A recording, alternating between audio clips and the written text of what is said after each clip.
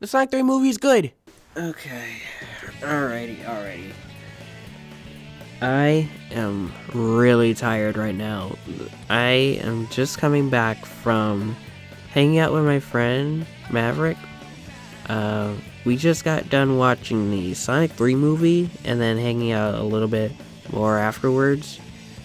So this is like 6 hours after we got done watching the movie, and wow, it is easily the best movie out of the trilogy. And I got a lot to say about it. I really want to talk about a whole bunch of stuff that happened in the movie, but I'll try to keep it as spoiler free as possible. So, first off, the characters. I feel like everybody was written pretty well. Like, Sonic, Tails, and Knuckles remain accurate to how they've been portrayed in these movies beforehand. Tom and Maddie are just as likable as they were in the first two movies. Same thing with Eggman. Eggman is great as always. Yeah, for the returning characters, yeah. I did like the cameos of other characters that appeared in previous movies. I did like the use of Wade. How they used it is a slight nod to the Knuckles show. What I like about this is that you don't have to watch the Knuckles show in order to watch this movie. It's not like required watching. If you do watch it, you understand certain things that happen here, just a few things, like what is Wade doing here, why is he doing this, and a few other things about Knuckles, about how he's able to do certain things. Yeah, I like how they implemented it. You don't have to watch the show in order to understand it, but if you do watch it, then you get a better understanding of how certain things work. It's not a big deal, it's just a little extra.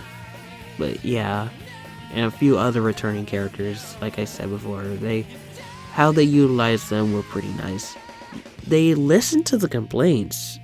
They listened to the complaints about the previous movies about toning down the human characters, just focus on the main cast, and I feel like they did a good job about that.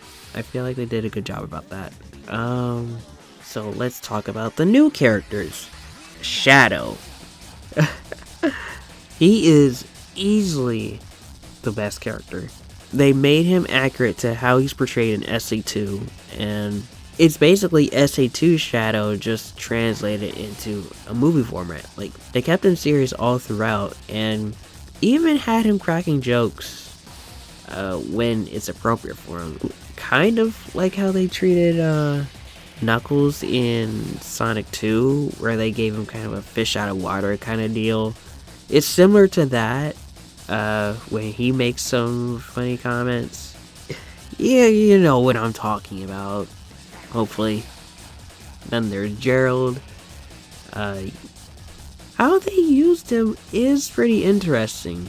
You see, Maverick didn't really know how to feel about Gerald being alive for this movie.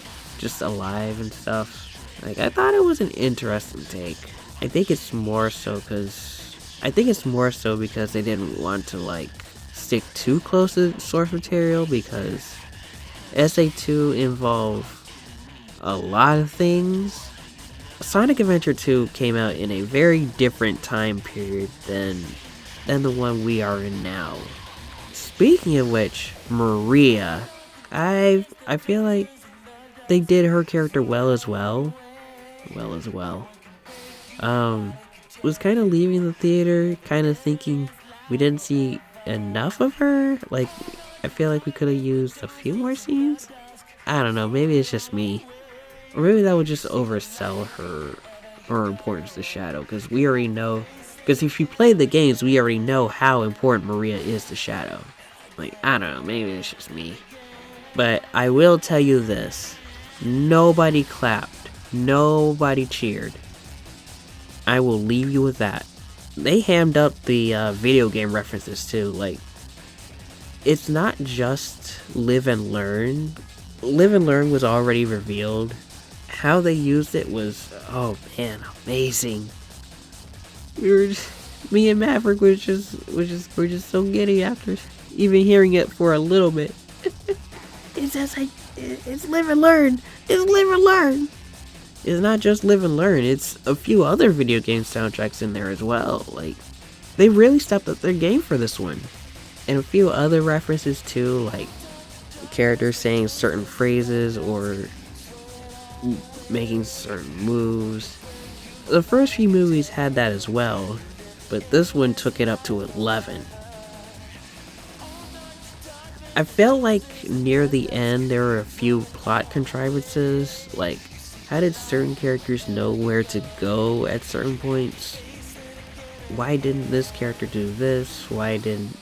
How exactly did this happen? I feel like they just kind of hand wave the details to the side. It's like, whatever. It's all good as long as the heroes win in the end. That's all that matters.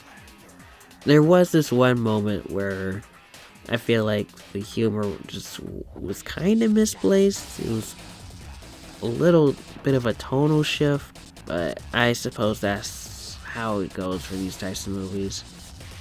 But overall, everything seems pretty well written. Wonderful choreography, just like, wow, yeah, just great. Oh man, I'm so tired. And one more thing, the post-credit scene? Well, let's just say, it made Maverick very happy. I don't know what some of these other reviewers are saying online about this movie not being as good. I don't know what they're talking about. DLC for Sonic X Shadow, I felt like it didn't really do Keanu justice. Like, maybe it's just a little too reserved since this is technically Game Shadow. Like, I don't know. His chaos control just sounded kind of weak in the game, but he sounds a lot better in the movie, trust me. Yeah, those are my thoughts. I thought the movie was great. Few problems I have with it, but they're not that big of a deal. They don't detract from the whole experience. I'm not sure how they're gonna top this one, if they can, with Sonic 4 or onwards. Did you hear that they're planning on doing a Sonic Cinematic Universe? Like, I'm not too sure about that one. We don't need another MCU, but yeah, that's my spoiler-free review, so yeah, thanks for all watching. I'm so tired.